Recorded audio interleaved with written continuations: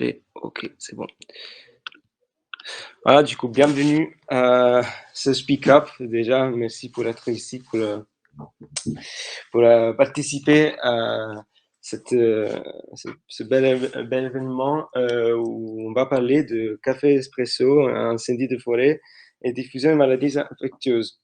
Alors, quel est le lien entre tout ça? Déjà, c'est compliqué de parler de maladies infectieuses et de fusion de forêt. Alors, pourquoi j'ai mis café expresso? Et on dirait au tout début, en regardant ce titre, qu'il n'y a pas de lien. Eh bien, si à la fin de cette présentation, vous verrez le lien très clairement, comme je le vois maintenant, ça veut dire que c'était un succès et j'ai pu partager euh, quelque chose avec vous.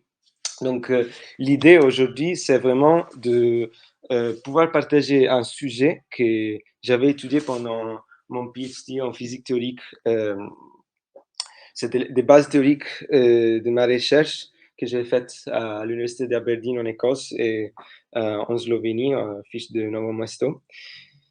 Et l'idée, c'est aujourd'hui, on va s'amuser en parlant de physique. Bon, c'est peut-être on est aussi mort, on dit, quand on s'amuse en parlant de physique, mais oui, ça c'est le but, c'est que vous puissiez vous amuser et en plus retenir quelque chose de cette présentation. Donc, on va parler d'un modèle simple qui n'est pas facile parce que vous voyez, les, les- les résultats de ce modèle sont des choses très complexes, mais on part de bases très simples. Ce que vous voyez dans la figure que continue de zoomer ici, c'est un fractal. Le fractal, c'est une figure qui n'a une invariance d'échelle, c'est-à-dire que quand on zoome sur la figure, en fait, les détails sont les mêmes que la figure même, et la figure, du coup, devient le détail de soi-même. Et et pourquoi je vous dis ça? Parce que en partant, on prend des bases il y a quelques années, d'Aristote qui disait que le tout est plus grand que la somme de ses parties. Alors, ça veut dire quoi en fait? Vous me direz, voilà, Marco, mais euh, le tout, c'est bien la somme de ses parties. On prend des objets, on prend une salle avec des objets et la salle est formée par les objets qu'elle contient. Eh bien, oui, ça c'est vrai, mais c'est pas tout à fait vrai quand on parle des comportements, par exemple, un comportement collectif. Quand on parle de comportement collectif, on sait bien que des personnes toutes seules peuvent se comporter de façon intelligente, donc on prend des décisions raisonnables, alors que quand on est en groupe, on dirait qu'on prend des décisions inintelligentes et qui nous sembleraient même stupides. Alors que c'est pas irraisonnable, c'est vraiment ce qu'on appelle l'idée de système complexe.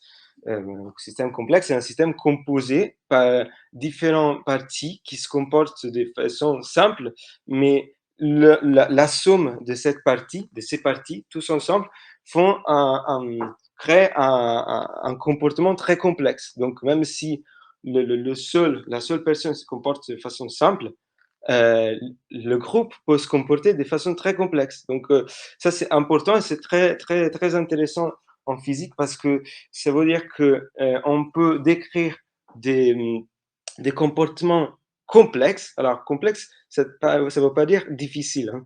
Complexe, ça veut dire ce que je viens de dire, en fait, qui est composé par plusieurs, plusieurs parties et dont la somme est plus grande que pardon, le tout est plus grand que la somme de ses parties. Ça veut dire complexe.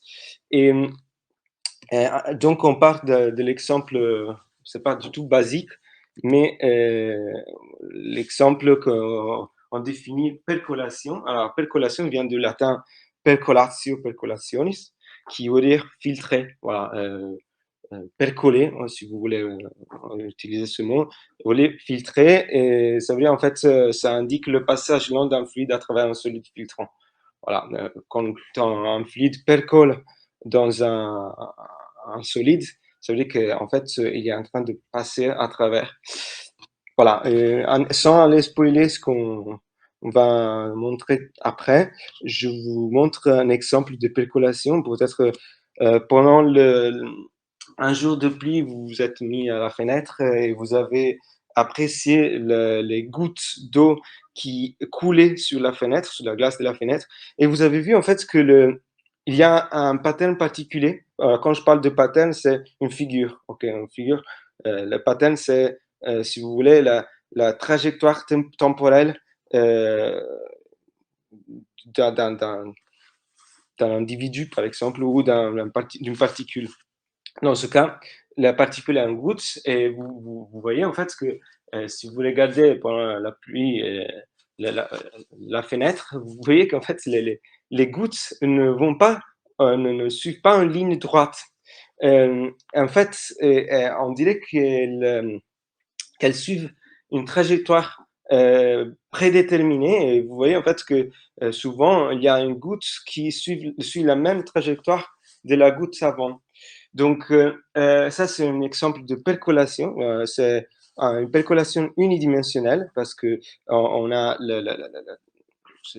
justement une dimension sur laquelle on peut traverser cette fenêtre, c'est la dimension euh, de l'altitude de la fenêtre. Et l'idée, c'est comment est-ce qu'on peut modéliser ce comportement des gouttes qui coulent tout au long de la fenêtre. Voilà, on part d'un modèle qu'on connaît, je dis pas très bien, mais on est très à l'aise, même si le sujet ne nous met pas à l'aise, vu qu'on va parler de maladies infectieuses. Bon, je pense que maintenant vous êtes à l'aise avec les concepts de diffusion des maladies, propagation des maladies.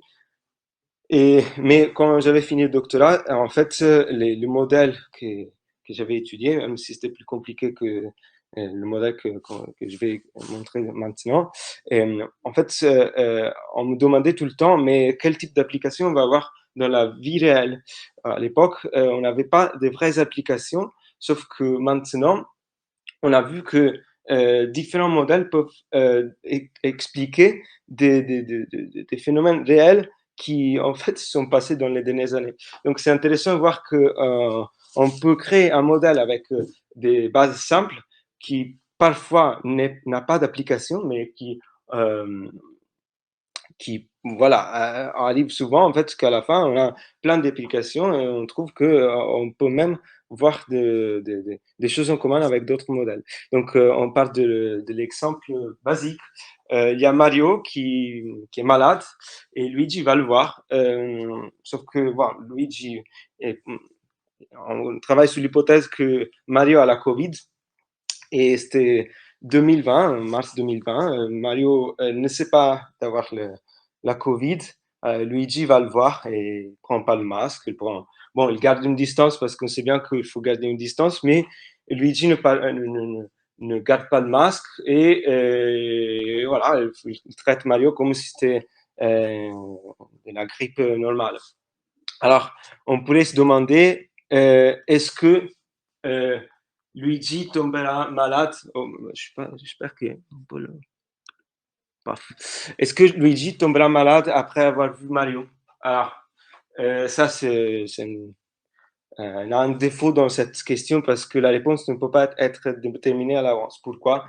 Ben, vous l'avez vu, on sait bien que vous allez voir un copain avec la Covid et vous pouvez tomber malade même si vous l'avez vu pendant 5 minutes, alors que une autre personne a vu cette même personne et pendant 1 heure et elle n'est pas tombée malade. Donc, ça, en fait, on parle de processus stochastique dans le sens qu'on peut pas, c'est pas déterminé à l'avance. C'est pas parce que on se trouve dans certaines conditions que on va avoir un certain résultat. Donc, on va parler de probabilité. Quelle est la probabilité que Luigi tombe malade après avoir vu Mario? Et on voit en fait que cette probabilité dépend de plusieurs facteurs. Voilà. Le premier facteur, évidemment, c'est le temps passé ensemble. Si on voit une personne pendant 1 minute, c'est pas comme l'avoir pendant 24 heures. Bon, je fais les extrêmes, mais c'est vrai qu'il y a un facteur important qui est le temps passé ensemble. Et un autre facteur, c'est l'agressivité du virus. Voilà, on l'a vu avec les variants de Covid, le variant Omicron, c'était pas la même chose que le Covid initial. Donc, l'agressivité, la- le pouvoir que le virus a euh, de s'attacher à quelqu'un d'autre est très important dans la modélisation. Et aussi les défenses immunitaires de Luigi, parce que c'est vrai que ça dépend aussi des défenses immunitaires de la personne. Et évidemment, les précautions prises par les deux. Le port du masque, c'est important. Luigi, dans ce cas, l'a pas pris, mais on peut considérer qu'en fait, les précautions changent le type de contagion dans ce genre de processus. Et puis, il y a d'autres facteurs moins importants qu'il faut parfois tenir en compte. Donc, en fait, on prend le temps passé, on l'appelle d'été. Voilà. C'est un intervalle du temps. Et on prend tous les autres facteurs, on les appelle K. En fait, ce qu'on prend, c'est on prend les valeurs moyennes de ces deux facteurs et on appelle K contagiosité et DT, c'est l'intervalle temporel d'interaction. Donc, on prend les valeurs moyennes. Pourquoi je dis ça? Parce que c'est évident, en fait, on peut pas prendre la mesure seconde par seconde de la distance entre Luigi et Mario. Et la même chose, on ne peut pas vraiment établir, par exemple, l'agressivité du virus très minutieusement, ainsi que les défenses immunitaires de Luigi. Donc, on prend des valeurs moyennes. Et puis, on dit qu'en fait, les autres facteurs ne sont pas trop importants, trop importants, pardon, et du coup, ce sont négligeables. On ne tient pas en compte dans notre modèle. Donc voilà, du coup, on peut aller définir une estimation de probabilité d'être infecté comme P, qui va comme K fois dt. Pour ceux qui n'aiment pas le maths, c'est juste pour dire qu'en fait, la probabilité euh, dépend de façon proportionnelle à l'intervalle du temps qui est passé ensemble, Luigi et Mario par exemple, et de tous les autres facteurs qui font grandir la probabilité d'être infecté, comme l'agressivité du virus. Et voilà, après, il y a aussi on prend la partie mathématique, on se dit, OK, faut aussi faire la moyenne avec la dimension du système, parce que si on est sur une dimension, eh ben, on a deux voisins. On a un voisin sur la gauche et l'autre sur la droite, mais dans deux dimensions, sur une surface, on en a quatre. Devant, derrière, gauche, droite. Est-ce qu'il y a des questions? Je vais regarder. Ok, bon, il n'y a pas de questions. Je vais faire ça de temps en temps, comme ça, je vois s'il y a des messages. Désolé, je n'arrive pas à avoir les deux en même temps. Donc, du coup, là, il faut, en fait, ce qu'on fait, c'est on prend la probabilité, on fait une estimation de la probabilité, et puis on fait la moyenne sur le nombre de voisins. Bon, fait ça pour notre cas, pour le modèle qu'on a décidé de regarder aujourd'hui, on fait l'hypothèse que le virus ne tue pas. Pourquoi on fait ça? Parce que ça nous simplifie les choses, parce que simplement, avec cette hypothèse, on pourra toujours dire que la probabilité d'être infecté s'écrit comme la probabilité de tomber malade après avoir été en contact avec un infecté, s'écrit comme KDT sur N. Donc, si vous avez des questions, n'hésitez pas, hein, surtout vous sur 3CX. Donc, voilà, même voilà, si vous pouvez m'interrompre, il n'y a pas de souci. Et, et du coup, la probabilité, vu que le virus ne tue pas, la probabilité de s'en remettre est toujours 1. C'est-à-dire qu'en fait, on peut tomber malade, mais le virus ne nous tue pas. Donc, bientôt, après, on va quand même s'en remettre et on sera sain dans un temps bien défini.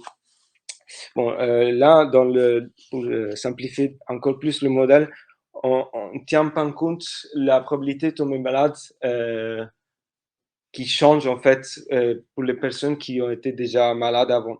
Donc, si je suis malade, je tombe malade, je, je m'en remets et puis je tombe malade une nouvelle fois, évidemment, le facteur K change. Et pour simplifier le modèle, on se dit que le facteur K voilà, ne change pas. Voilà, c'est une hypothèse qu'on fait, c'est pour aller dans des cas plus simples. Du coup, là, on prend de nouveau Mario et Luigi et maintenant on va s'amuser. Voilà, on va oublier la partie mathématique. Donc là, je vous le demande une autre fois, s'il vous plaît, s'il y a des questions, dites-les-moi, posez-les, parce que si vous n'avez pas compris cette partie, on va rien comprendre après. Donc voilà, je vous donne 5 secondes s'il y a des questions. Bon, bon, du coup, on va travailler sur l'hypothèse que tout le monde a compris. Et du coup, voilà, on prend de nouveau Mario et Luigi. Alors, cette fois, on oublie les noms. Ok, on va les appeler infectés et sains. Ok, évidemment, celui-là, le rouge est infecté et le vert est sain.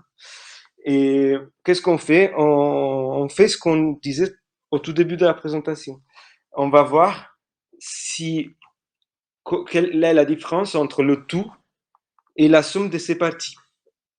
Du coup, pour voir ça, il faut voir justement la somme des parties. Alors, on est bien d'accord que la dynamique d'infection entre ces deux personnes est simple. Il y a une probabilité de tomber malade. Bon, il n'y a pas d'autre. On sait que Luigi va tomber malade avec une certaine probabilité et qui va s'en remettre avec probabilité 1. Donc, va se remettre même s'il tombe malade, il ne va pas mourir. Ok, ça c'est la dynamique standard, c'est simple. On parle de choses très simples. Mais qu'est-ce qui se passe si, par exemple, je prends le double? Je prends 2 infectés et 2 sains. Et qu'est-ce qui se passe si je prends encore plus de personnes? Et qu'est-ce qui se passe si je prends une chaîne unidimensionnelle de sains et infectés? Alors, ça c'est un cas particulier, évidemment, parce que dans la vie réelle, ça ne fonctionne pas comme ça pour les maladies infectieuses, parce qu'on ne va pas se mettre sur une ligne et, et voir si on est en contact avec le voisin. Mais, mais il y a des applications. Alors, on fait, pardon.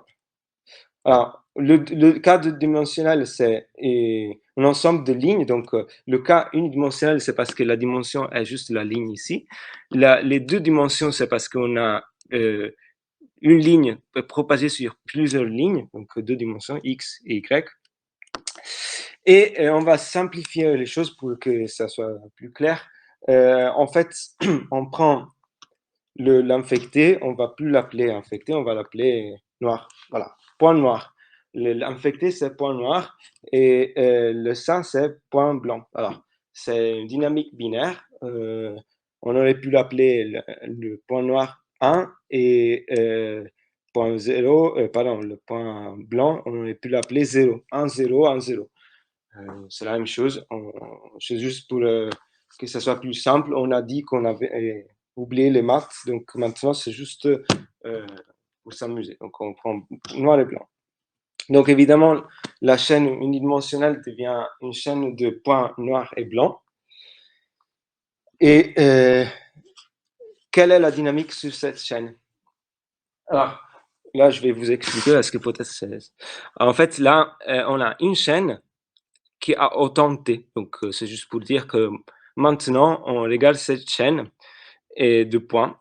Et ça, c'est les sites. Les sites I, site I avec ce site gauche, son site droite. Et puis, on va voir qu'est-ce qui se passe. On va se poser la question, qu'est-ce qui se passe après un temps d'été? Donc, dans, par exemple, d'été secondes, comment le site I va évoluer selon les valeurs des sites I-1 et I plus 1. Alors, on fait des exemples. Le premier exemple, bon, est simple, vous l'avez compris.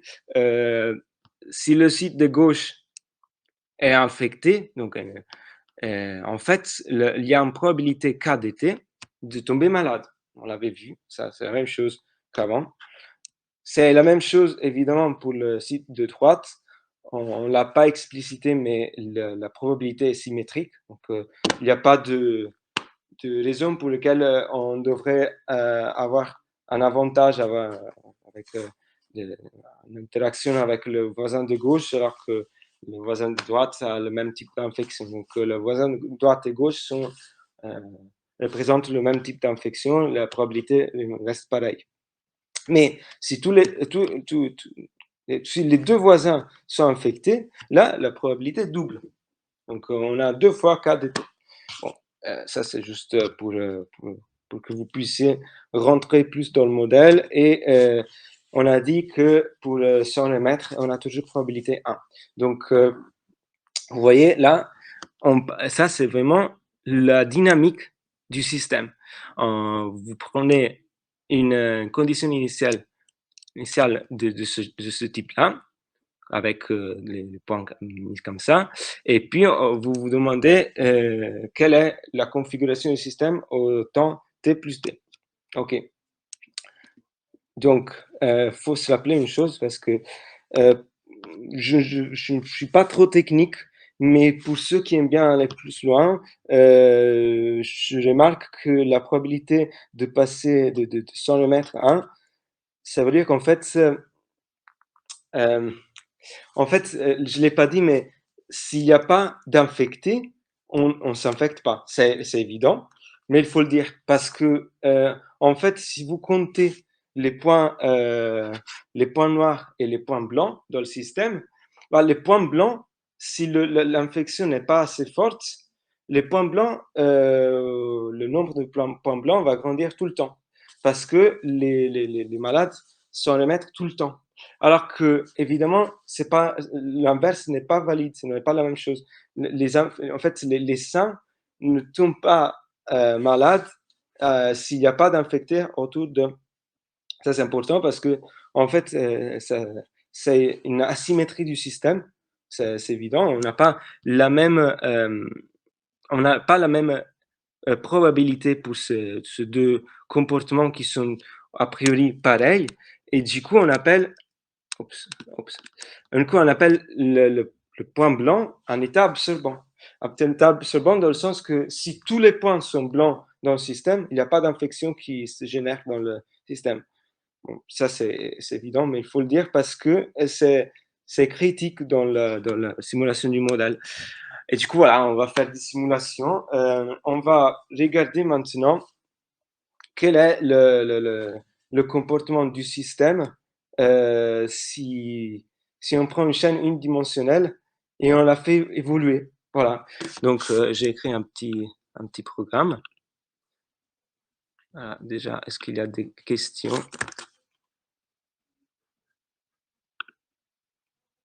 Bon, ok, apparemment, c'est clair. Donc, voilà, je vais écrire un petit programme. Vous voyez là, je prends K, 60,5%, c'est juste pour dire qu'en fait, c'est voilà, 64%, c'est-à-dire 0,64, c'est la valeur de K. Et alors, là, il va y avoir le pattern d'évolution du système. Là, dans la première ligne, on met des points noirs et blancs. Okay. Donc, la question qu'on se pose, c'est on prend de nouveau, alors je vais le faire, on prend cette probabilité-là et on se dit, on va appliquer ces règles, les mêmes règles, dans un système où on a des conditions initiales random, c'est-à-dire voilà, on peut avoir tout ce genre de configuration. Et du coup, voilà, on peut faire un run du système et on voit que voilà, je prends 0,64 et vous voyez, en fait, là, c'est les lignes, ok, c'est le temps, ce l'axe des Y, c'est le temps, et la chaîne unidimensionnelle qui évolue dans le temps. Alors là, c'est intéressant parce que à 0,64, vous voyez que l'infection, en fait, elle continue de se propager, mais en fait, elle arrive à un état qu'on dirait stationnaire, dans le sens qu'en fait, elle a des fluctuations dans la quantité de points noirs, mais en moyen, vous voyez qu'il reste autour de 24,7%. OK? C'est-à-dire qu'en fait, l'infection résiste. Voilà, à un moment donné, ça va mourir pour des effets de taille finie. Mais en fait, l'infection résiste. En fait, mais si on prenait par exemple 54%, donc on fait la même simulation, et on se dit, voilà, on va voir ce qui se passe si on prend k égale 0,54.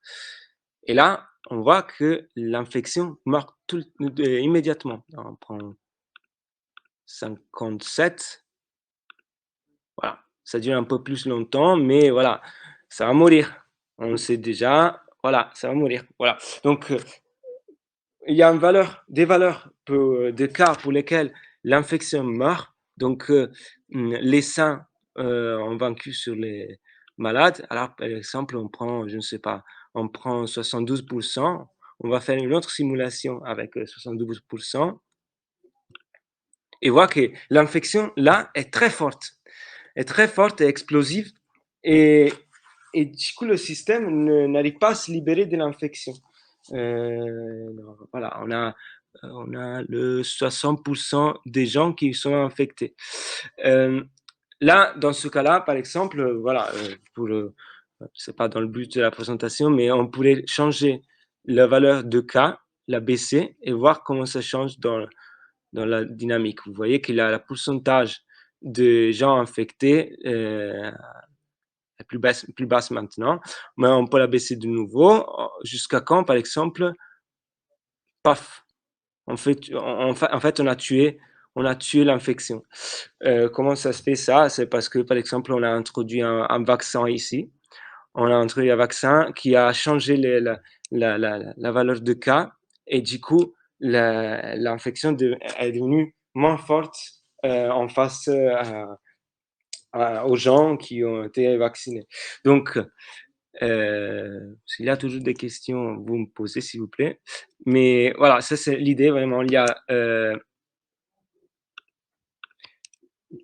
a donc, on prend, donc dans le cas unidimensionnel, on a trois cas particuliers. On a le cas qu'on appelle sous-critique, c'est-à-dire, voilà, il y a une infection dans une population, mais l'infection va s'arrêter au moment donné.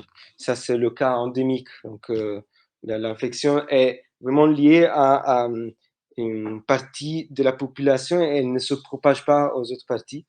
Et il y a le cas super critique où, en fait, vous voyez là, ici, c'est la différence entre le haut et le bas, c'est que le bas, au tout début, tout le monde est infecté et on voit comment ça évolue.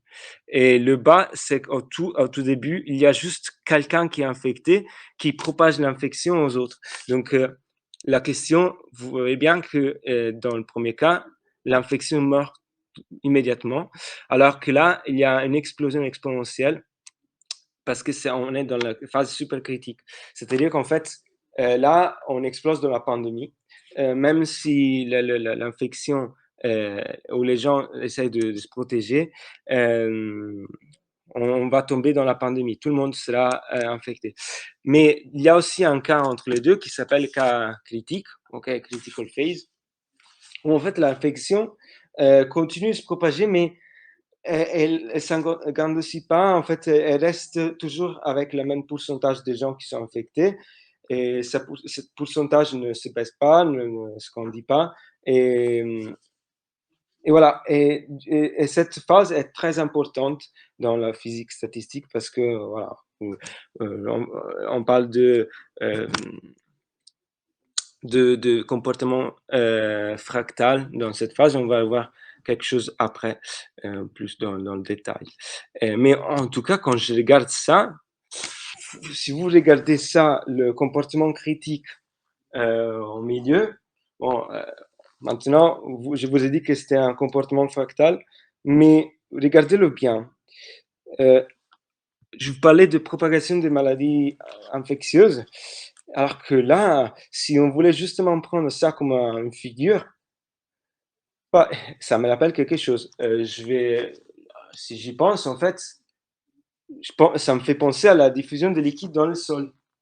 Alors, c'est pas vraiment trop poussé, c'est ça, parce que vous colorez la même chose. Au lieu de blanc, vous prenez un marron et voilà, et vous avez en fait le comportement de l'eau qui se propage dans le sol.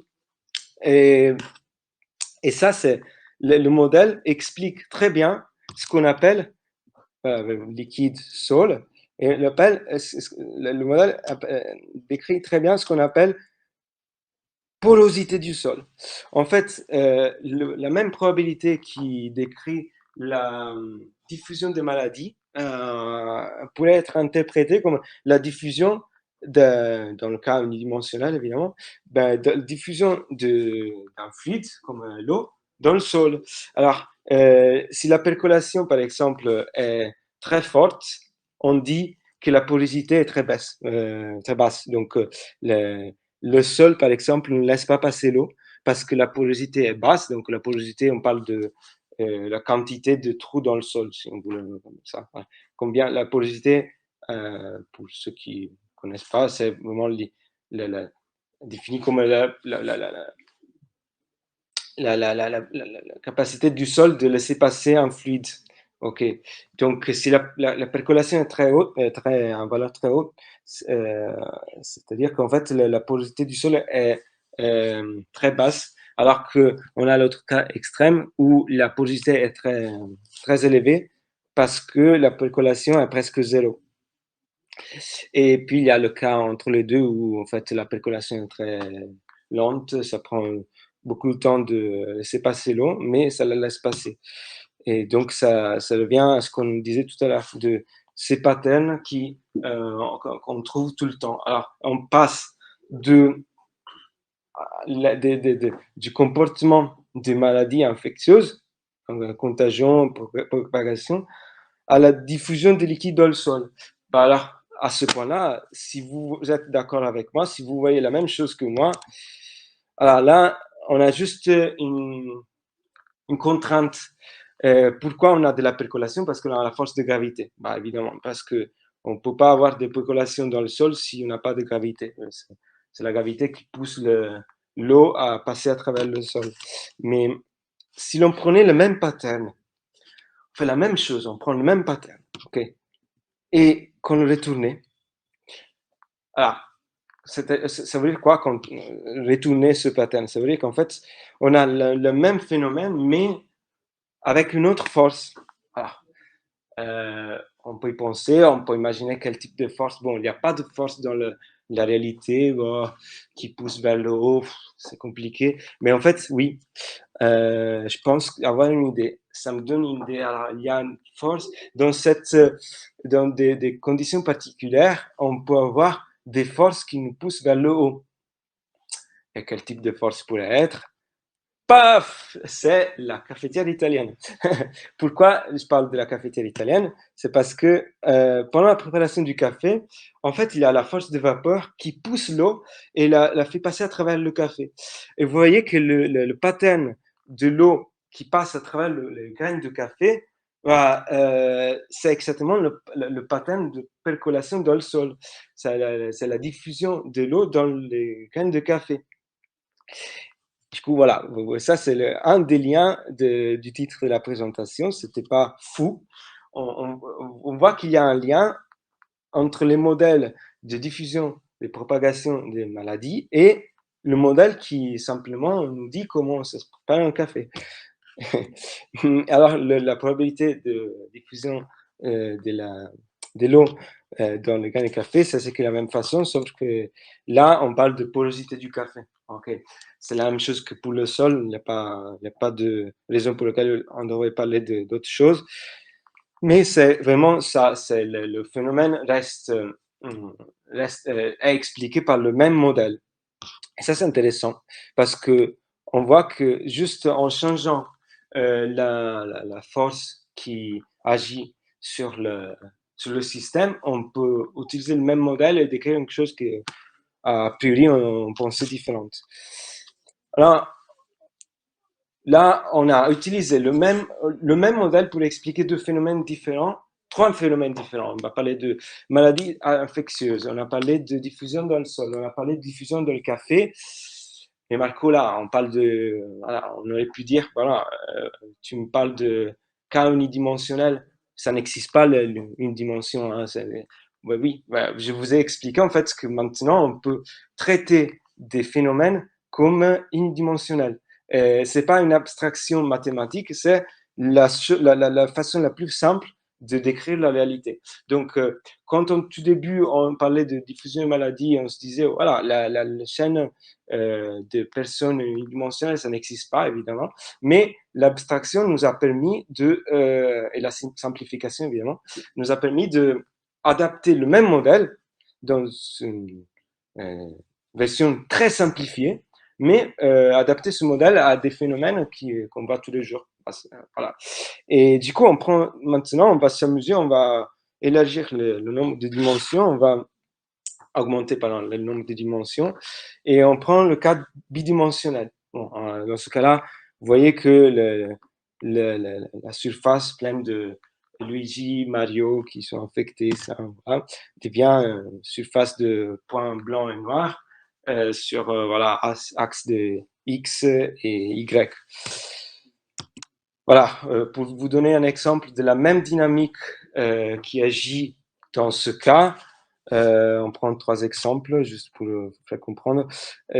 En fait, quand on a un voisin affecté et qu'on souhaite étudier le comportement du point blanc, en fait, la probabilité que ce point puisse s'infecter, c'est toujours K de T divisé par 2. Pourquoi diviser par 2? Vous vous rappelez, on a parlé de faire la moyenne avec le nombre de dimensions. Donc maintenant, vu qu'on est en 2 dimensions, il faut diviser par 2. Donc on a 4 voisins en total et, divisé par 2, donc ça fait 4 fois 2t divisé par 2. Et la même chose s'applique quand on a 2 voisins, enfin, bon, la probabilité elle double, donc c'est k fois dt. Et quand on a 4 voisins, on doit retrouver le même résultat qu'on avait dans le cas unidimensionnel. C'est-à-dire qu'en fait, là, on a une probabilité de 2 fois 4 fois 2t. C'est important que les modèles, lorsqu'on change de dimension, nous produisent le même résultat en termes de probabilité.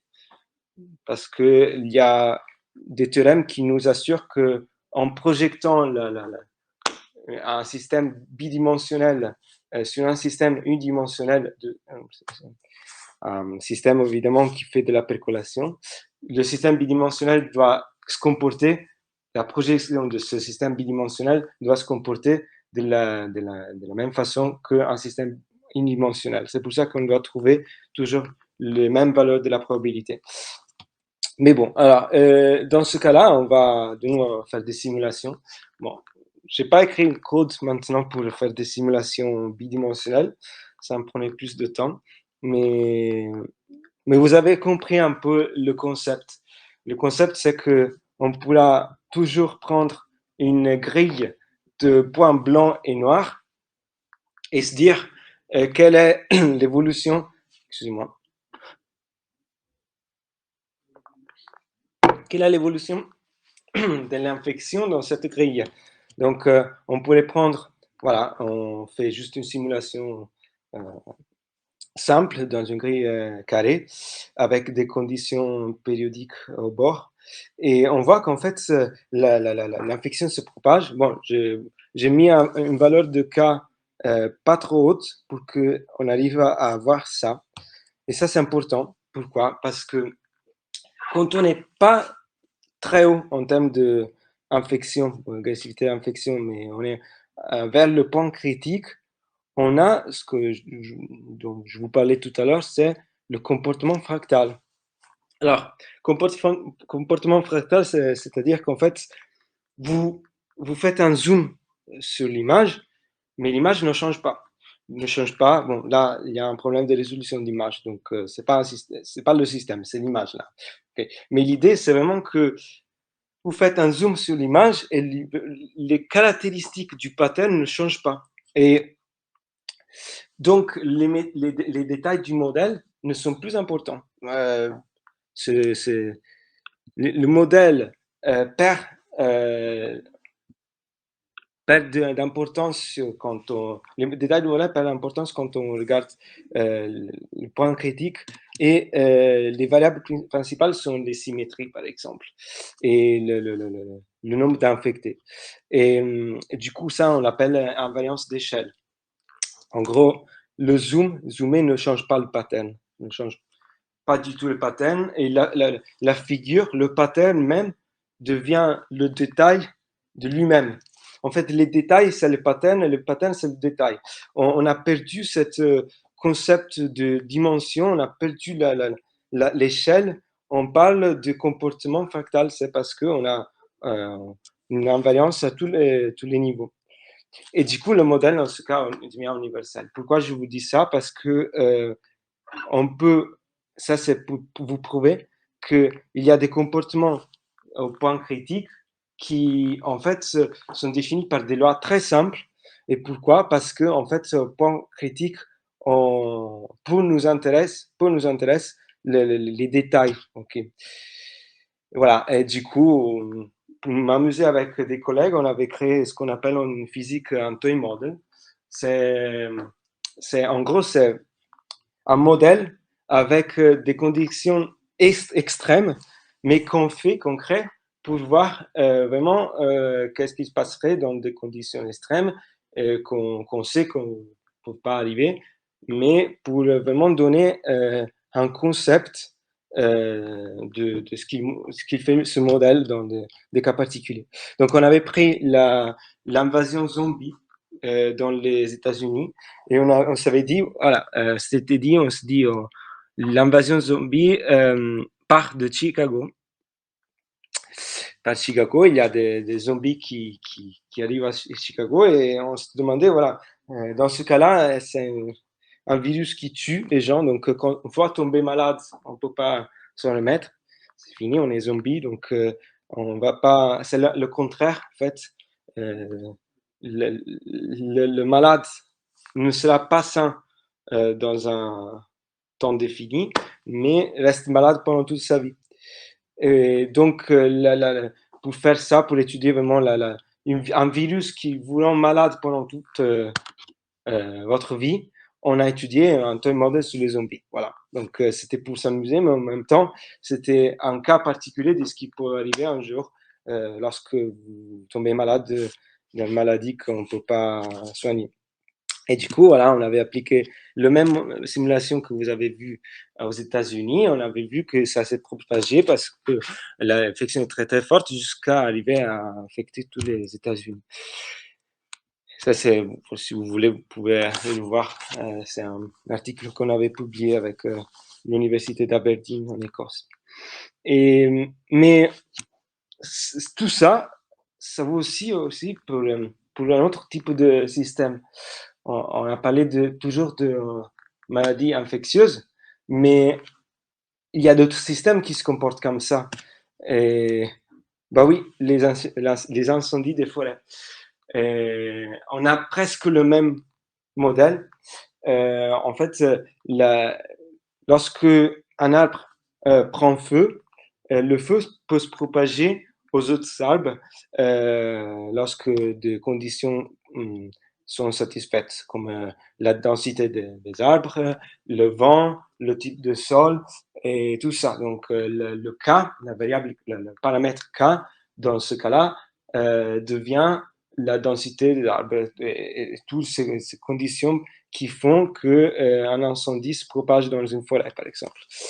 Et du coup, voilà, si vous faites une simulation bidimensionnelle, vous trouverez ça. En fait, les arbres vont mourir, mais après un longtemps, ils peuvent renaître, sauf que ça prend beaucoup plus de temps que sans remettre de la maladie.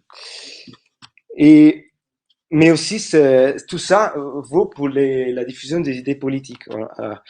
Euh, En fait, en physique, la dynamique de la diffusion des idées politiques est la même, et c'est équivalent à celle des maladies infectieuses. Bon, en fait, là, on parle d'être influencé, pas d'être infecté. Donc, faut faire la différence. On dit pas que les idées politiques se comportent comme des maladies, mais en fait, d'un point de vue du modèle, si, c'est la même chose. Parce que K peut être interprété comme le background culturel, des convictions personnelles et aussi la période historique. On comprend très bien maintenant.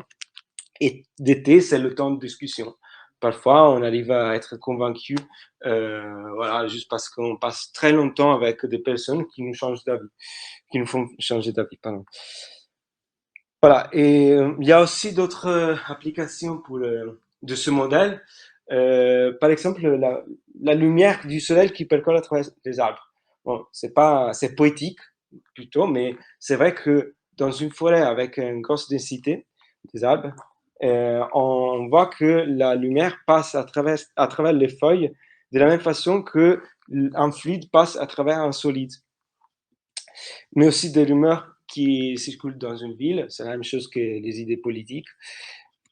Et en biologie, il y a des articles qui parlent qu'en fait, la percolation pourrait expliquer la seuil de fragmentation des capsides du virus de l'hépatite B. Ne me demandez pas plus que ça parce que je ne suis pas expert, mais en fait, euh, c'est pour vous montrer que il y a des applications vraiment aussi dans des domaines tels que la biologie et aussi l'électronique, parce que vous pouvez contrôler la conductivité électrique, parce que vous pouvez faire l'hypothèse que les électrons se comportent comme un fluide lorsqu'ils passent à travers d'un métal, et du coup, voilà, vous pouvez faire des modèles qui expliquent la conductivité électrique, mais aussi dans la médecine des maladies pulmonaires. Voilà, et comme la distension et rupture des paraalvéolaires dans la bronchopneumopathie chronique obstructive. Voilà, c'était juste pour aborder le sujet, mentionner le sujet, mais si vous êtes intéressé, il faut aller dans, voir les articles, c'est très intéressant, voir comment, en fait, les poumons ont ce pattern un peu fractal, si vous voulez, et du coup, là, il y a des comportements qu'on peut expliquer en utilisant la percolation. Et aussi, j'ai pas eu le temps de discuter, mais aussi, moi, en partant de cette base, j'ai pu faire des études dans le domaine de l'électronique. Par exemple, créer un modèle qui explique le comportement d'un laser bistable avec un... En fait, c'est un laser bistable retardé avec un retard très grand. Et on voit qu'on peut retrouver le même type de dynamique si on fait des hypothèses particulières telles que vous trouvez dans le titre, et aussi dans la synchronisation de random networks avec une connectivité très faible. En fait, quand on parle de time-varying random networks, c'est justement quand on a un réseau, par exemple un réseau de neurones, euh, où les liens changent avec le temps. Et alors, si le nombre de liens change avec le temps, euh, pardon, si le lien change avec le temps, mais le nombre reste fixé et très basse, en fait, on peut montrer en fait, on peut trouver même de la percolation, même s'il n'y a pas de lien vrai entre un neurone et l'autre, mais justement seulement des liens efficaces. Mais peut-être je vais faire un autre speak-up sur ça parce que ça prendrait 40 minutes juste pour expliquer d'où on part et pour arriver à ce résultat. Donc, je vous remercie. J'espère que vous avez pu retenir quelque chose de cette présentation et que c'était amusant comme je vous l'avais promis au tout début. Voilà. Donc, maintenant, si vous avez des questions, n'hésitez pas, je suis ici.